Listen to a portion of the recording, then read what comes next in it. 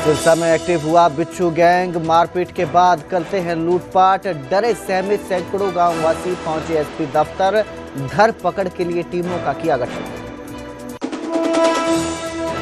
26 जनवरी को दिल्ली दहलाने की प्लानिंग में जींद का युवक शामिल। पंजाब पुलिस ने सफीदों से गिरफ्तार किया। खालिस्तानी आतंकियों के संपर्क में होने का शक।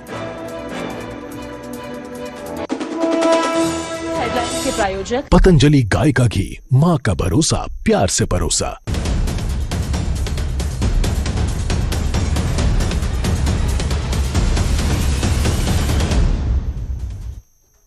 नमस्कार, स्वागत है न्यूज 18 पंजाब हरियाणा में। मैं आपके साथ कुलदीप भारद्वाज।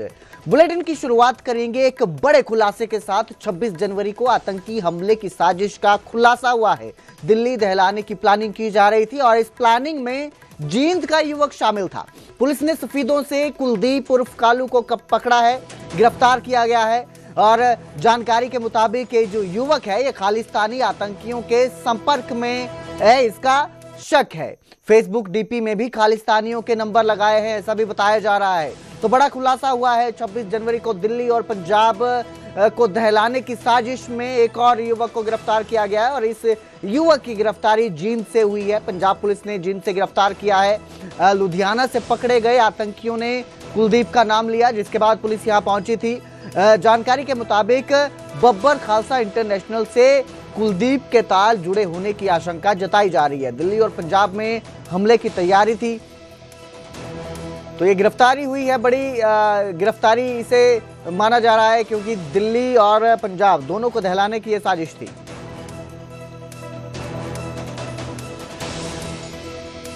में स्टेट स्पेशल सेल ऑपरेशन थाना से एक सफीदों का मुलजिम है कुलदीप उर्फ काला, उसको अरेस्ट किया गया है।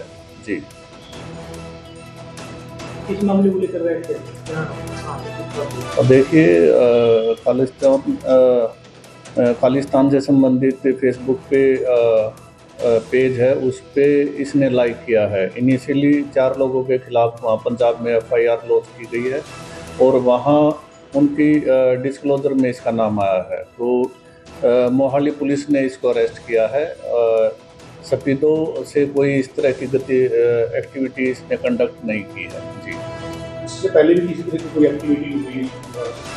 देखिए, ये 6 साल अमेरिका 6 साल पहले अमेरिका से डिपोर्ट हुआ है। 8-9 महीने वहाँ रहना बताया गया है। तो इसको जो मोहाली पुलिस है इसको कई बार बुलाया है और पीछे 9 तारीख को मोहाली से ही इसको अरेस्ट किया गया है। जी,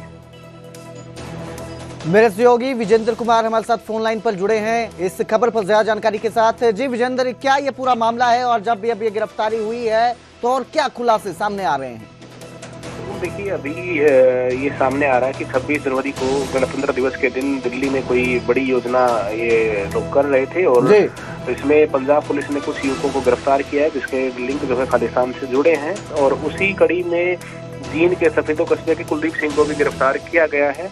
और ये जो कुलदीप सिंह है, ये बताया जा रहा है पुलिस रिकॉर्ड के अनुसार कि 2019 में इसको अमेरिका से डिपोर्ट किया गया था और वहाँ ये कुछ महीने जेल में भी रहा और जेल के दौरान ही इसके कुछ वहाँ पर संपर्क जो है इसके बने थे। और उसके बाद ही ये बताया जा रहा है कि पूरा का पूरा मामला इसके तार जुड़े। ये सोशल मीडिया पर एक्टिव रहता था, चाहे खालिस्तान से जुड़ी कोई पोस्ट है या उनको शेयर करना है, लाइक करना है या उनको आगे बढ़ाना है, फॉरवर्ड करना है, इस तरह की गतिविधियों में ये शामिल था।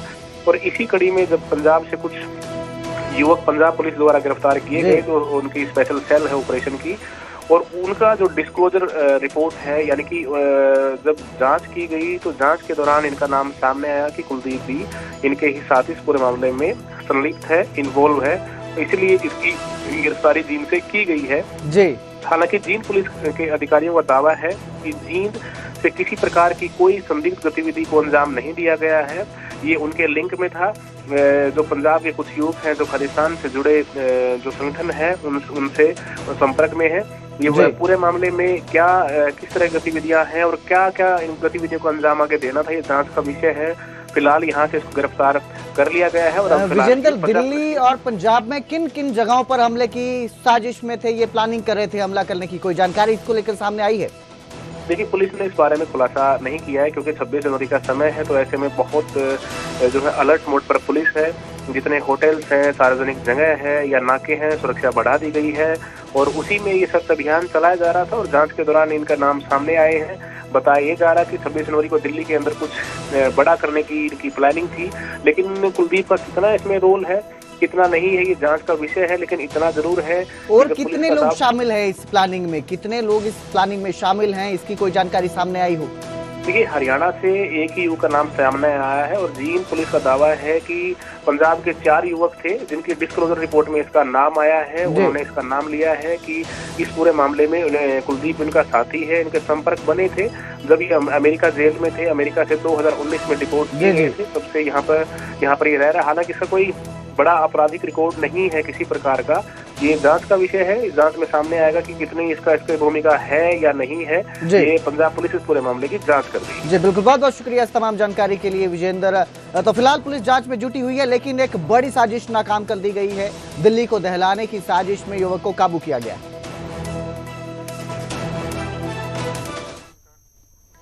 तो वहीं मुख्यमंत्री नायब सिंह सैनी आज कुरुक्षेत्र के दौरे पर हैं। खिलाड़ियों और युवाओं के साथ यहां पर बातचीत करेंगे, बैठक करेंगे और प्री बजट को लेकर युवाओं के सुझाव लेंगे। कुरुक्षेत्र विश्वविद्यालय में ये चर्चा होगी। तो मुख्यमंत्री नायब सिंह सैनी बजट को लेकर अलग अलग जो स्थान है वहां से लोगों के सुझाव ले रहे हैं, उद्योगपतियों के सुझाव लिए जा रहे हैं और अब युवा और खिलाड़ियों के सुझाव भी लिए जाएंगे, क्योंकि युवाओं का योगदान भी बजट के लिए काफी वो रहेगा। युवाओं को किस तरह की जरूरतें हैं, खिलाड़ियों को किस तरह की जरूरतें हैं, इस तरह से उनका सुझाव भी मुख्यमंत्री नायब सिंह सैनी लेंगे और इसी के लिए आज कुरुक्षेत्र दौरे पर हैं। कुरुक्षेत्र विश्वविद्यालय में उनसे मुलाकात करेंगे, चर्चा करेंगे और शाम 5 बजे वापस चंडीगढ़ के लिए रवाना होंगे।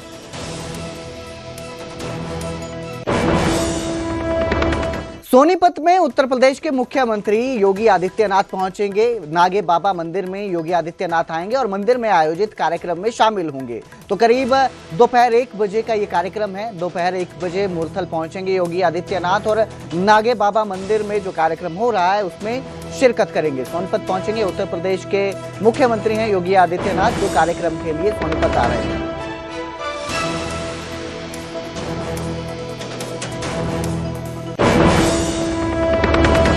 मुख्यमंत्री नायब सिंह सैनी ने कांग्रेस पर तीखा हमला बोलते हुए कहा कि हुड्डा और राहुल गांधी के बुढ़ापे के कारण ही कांग्रेस की लुटिया डूबी है। सैनी ने तंज कसते हुए कहा कि ट्रेनिंग कैंप में भी राहुल की मौजूदगी के बावजूद कांग्रेस की गुटबाजी नहीं रुक पा रही है। सीएम ने कहा कि कांग्रेस के पास न तो नीयत है, न नीति है और न ही ठोस नेतृत्व। कभी यात्राएं निकालती है, कभी मंथन होता है, लेकिन असल मुद्दों पर कांग्रेस पूरी तरह भटकी हुई है।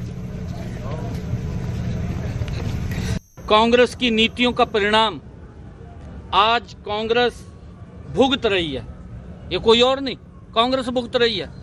इसी कारण तो है देश ने नकार दिया कांग्रेस को। अब तो कुछ नहीं रहा, क्योंकि राहुल गांधी आए, आज हुड्डा साहब हैं, दोनों की एज बराबर है, दोनों की, राहुल की भी और हुड्डा साहब की भी। जब बुजुर्ग हो जाना, बुजुर्ग हो जाते हैं तो फिर ऐसी बातें कर लेते हैं, वो ऊट पटांग की बातें। अभी पिछले दिन उन्होंने कहा कि बाहर के बच्चे नौकरी लगे। ये इस प्रकार का लगातार झूठ का एक वातावरण, बवंडर तैयार करने का काम कांग्रेस कर रही है। ये प्रदेश के लोग भी जानते हैं कि कांग्रेस के शासनकाल में तो नौकरियों की बोलियां लगती थी। कौन नहीं जानता, हर व्यक्ति जानता है उनके शासन में। और जब ये विधानसभा का चुनाव चल रहा था तो उस समय मंचों के ऊपर क्या क्या बातें कांग्रेस के प्रत्याशियों द्वारा कही गई, और जो ज़्यादा पैसा देता था उसको नौकरी लग जाती थी। आप सब जानते हैं। मेरे ख्याल से पिछले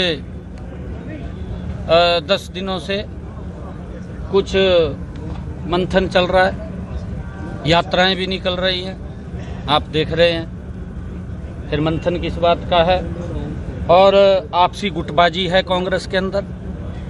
गुटबाजी इस हद तक है कि अगर नेतृत्व करता भी आए तब भी यात्रा चल रही है, आपके सामने है। और नकारात्मक राजनीति से कांग्रेस जूझ रही है। वहीं कांग्रेस विधायक अशोक अरोड़ा ने शिक्षा मंत्री महिपाल ढांडा के बयान पर तीखा पलटवार करते हुए उसे अमर्यादित भाषा बताया। कैबिनेट मंत्री महिपाल ढांडा ने कांग्रेस की तुलना एक ऐसे तांगे से की थी जिसके घोड़े 10 दिशाओं में जुड़े हुए हैं और हर एक घोड़ा अलग अलग दिशा में भागता है। कांग्रेस पार्टी एक ऐसा टूटा हुआ तांगा है जिसके 10 दिशाओं में घोड़े जुड़े हुए हैं और वो पूरी ताकत लगाए हुए हैं अपनी तरफ खींचने में। अब कौन सा घोड़ा ताकतवर होगा वो पता लग जाएगा। मैंने बताया ना, उन लोगों को अपनी पार्टी के बारे में कहना चाहिए। ये मंत्री पे के एक जिम्मेवार पद पे रहने वाले व्यक्तियों को इस प्रकार की भाषा का इस्तेमाल नहीं करना चाहिए। राहुल गांधी ने कुरुक्षेत्र में कार्यकर्ताओं और नेताओं में नया जोश भरा। पंजाबी धर्मशाला में आयोजित कांग्रेस के विशेष ट्रेनिंग कैंप के दौरान राहुल गांधी ने जिला अध्यक्षों के साथ खुलकर संवाद किया और उनके परिजनों से भी मुलाकात कर माहौल बनाया, आत्मीय माहौल बनाया। इस अवसर पर हरियाणा की राजनीति के कई दिग्गज नेता भी मौजूद रहे, जिनमें पूर्व मुख्यमंत्री भूपेंद्र सिंह हुड्डा, प्रदेशाध्यक्ष राव नरेंद्र सिंह, प्रदेश प्रभारी बीके हरिप्रसाद, कुमारी सैलजा और थानेसर के विधायक अशोक अरोड़ा भी शामिल थे। परिवार के सदस्य को मिल रहे हैं और लगातार 4 घंटे उनके बीच में रहकर उन्हें मानसिक रूप से, शारीरिक रूप से मजबूत होने का बल दे के गए। तो कहीं ना कहीं 2 हालातों में 2 राज्यों में चर्चा भी की है इन्होंने कुछ? वो तो देखो, निश्चित रूप से जो मीटिंग होती है उसमें चर्चा होती है, परंतु मुझे जो मैंने देखा है कि जिला प्रधानों का बॉडी लैंग्वेज से लगता है कि मानसिक और शारीरिक रूप से दोनों से मजबूत होगा। कोई 2019 की तैयारी की कोई बातचीत? अभी तो मनरेगा के खिलाफ जो इन्होंने नाम बदला है उसके खिलाफ लड़ाई चल रही है, उसकी जारी रखेंगे। महिपाल कार्यकर्ताओं के साथ बातचीत करी है, सबकी हौसला अफजाई करी है और हर मुद्दे पर उन्होंने बातचीत करी। जिला प्रधानों के साथ सवाल जवाब करे, चाहे वो देश की आज़ादी में कांग्रेस की क्या भूमिका थी, चाहे आज़ाद करवाने के बाद इस देश की उन्नति और तरक्की में कांग्रेस की क्या भूमिका रही, हर मुद्दे पे उन्होंने चर्चा करी है। और राजनीति में जिला प्रधानों की क्या भूमिका है, क्या कार्यकर्ताओं करता हुआ है, सभी क्षत्रिय बिरादरी के लोगों को साथ लेकर, हर धर्म मजहब को साथ लेकर पार्टी को मजबूत करने का काम करना। और इस पूरे उत्तराखंड के और हरियाणा के सभी जिला प्रधान बहुत ही बढ़िया माहौल में राहुल गांधी जी से मिले। कुरुक्षेत्र में राहुल गांधी से मुलाकात के दौरान हिसार ग्रामीण के जिला अध्यक्ष का मजाकिया अंदाज भी सामने आया और उन्होंने मजाक करते हुए माहौल को हल्का किया। बृजलाल ने बताया कि उन्होंने राहुल गांधी से मजाकिया लहजे में कहा कि आप मेरे साडू हैं। इस दौरान राहुल गांधी ने हैरानी से पूछा कैसे, तो जवाब मिला आप भी कुंवारे हैं, मैं भी कुंवारा। बातचीत के दौरान बृजलाल ने कुरुक्षेत्र और हिसार से जुड़े मुद्दों पर भी चर्चा की। सुरेश डिमरी, उनका परिवार,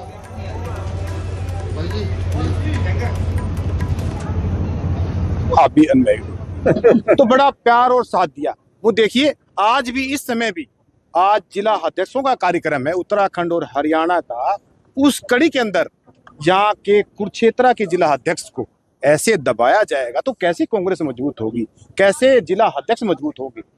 तो राहुल जी ने कहा मैं देखता हूँ। फिर हमारे से बातें की हिसार जिले के बारे में बोला। मैंने कहा पूरे हरियाणा के अंदर आप देखिए हिसार जिला कैसे अग्रिम पंक्ति में खड़ा है, कैसे भीड़ के साथ खड़ा है। हिसार जिले में 3 मौजूदा विधायक है, 1 MP है, वो कभी मीटिंग में आते ही नहीं। हरियाणा के अंदर 28 दिसंबर को कांग्रेस का स्थापना दिवस था, कम से कम उस स्थापना दिवस पर तो हरियाणा के अंदर कांग्रेस के विधायक जो इलेक्शन लड़ चुके हैं, वो प्रत्याशी MP, उनको तो आना चाहिए। एक बार आप हरियाणा के अंदर बारीकी से स्थापना दिवस के उपलक्ष्य पर पूरे जिलों के अंदर आप ये सर्वे करवाइए, कौन सा नेता जो इलेक्शन लड़ चुका है या कौन विधायक या कौन MP या कौन लोकसभा का प्रत्याशी क्यों नहीं आए, इसका कारण जानिए और जिला अध्यक्ष को मजबूत करिए। जिला अध्यक्ष इसी कड़ी में मजबूत होंगे और राहुल गांधी मजबूत होंगे और देश के प्रधानमंत्री बनेंगे। उधर BBMP चेयरमैन की पत्नी को बब्बर खालसा की धमकी मिली है। बीजेपी ज्वाइन करने से ठीक पहले धमकी भरी कॉल आई। ज्वाइनिंग प्रोग्राम जिसके चलते रद्द हो गया। परिवार की सुरक्षा बढ़ाई गई है। धमकियां मिलने के कारण बीजेपी में शामिल नहीं हो सकी। न्यूज 18 पर दीप्ति त्रिपाठी ने कहा कि मुझे धमकियां मिल रही थी, ज्वाइनिंग को लेकर कुछ धमकियां मिली। गौरतलब है कि दीप्ति त्रिपाठी को शाम 4 बजे भाजपा ज्वाइन करनी थी। पंचकुला बीजेपी दफ्तर में ज्वाइनिंग की पूरी तैयारी थी, लेकिन ऐलान के बावजूद वो अब तक पार्टी में शामिल नहीं हुई। उसे लेकर जब न्यूज 18 ने उनसे सवाल किया तो दीप्ति ने कहा कि ज्वाइनिंग का ऐलान करने के बाद उन्हें कुछ धमकियां मिली। घर के बाहर भी कुछ लोग खड़े थे। दीप्ति त्रिपाठी जी हमारे साथ हैं, उन्हीं से बात करते हैं सीधा। बीजेपी ज्वाइन करनी जा रही थी जिला अध्यक्ष जी अजय मित्तल जी और शक्ति रानी शर्मा जी के साथ, बट अचानक से ये पता चला ऑफिस से कि थ्रेट कॉल्स आ रही हैं और अदर पार्टीज वालों को भी कुछ ऑब्जेक्शंस हो रहे।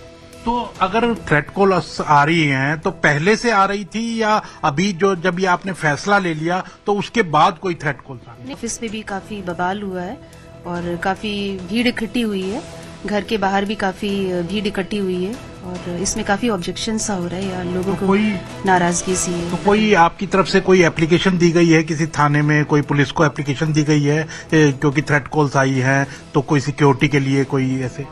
नहीं, अभी तो नहीं दी गई है, बट हाँ अभी लगी हुई है हमारे यहाँ। ओके। तो कहीं ना कहीं क्या दिमाग में आया आपको कि भारतीय जनता पार्टी ज्वाइन करनी है? क्योंकि एक सवाल भी उठ रहे हैं कि बीबीएमबी के चेयरमैन मनोज त्रिपाठी हैं और उनकी पत्नी जब भाजपा ज्वाइन कर रही है तो आम आदमी पार्टी भी सवाल उठा रही है कि पहले से ही ये सब तय था, इसीलिए बीबीएमबी में हरियाणा का पक्ष मजबूती से रख रहे थे।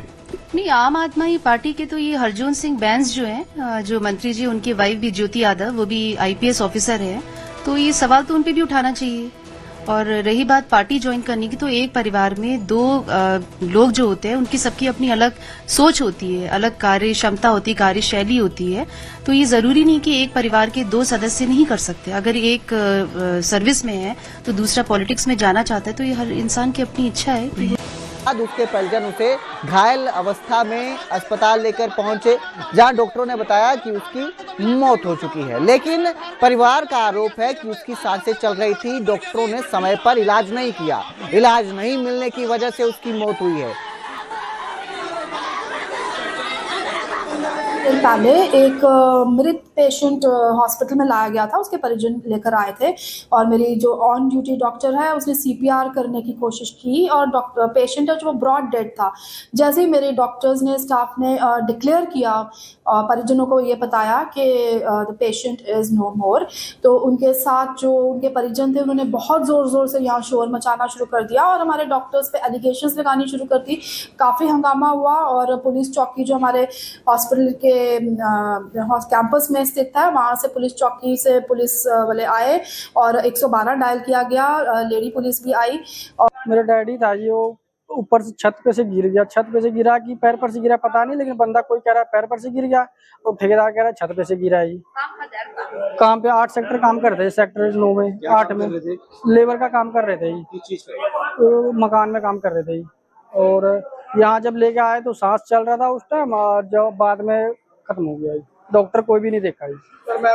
और ये अभी मजदूरी करने के लिए सेक्टर 8 में लग रहे थे, तो वहाँ से ये ऊपर से गिर गया, दौरा आ गया इसको और ऊपर से गिर गया ये। तो जैसे ही हॉस्पिटल में लेके आए तो डॉक्टर का कहना कि ब्रॉड डेड उसी टाइम हो चुके थे ये। हरियाणा प्राइम में फिलहाल इतना ही। बाकी की खबरों के लिए देखते रहिए न्यूज़ 18 पंजाब हरियाणा।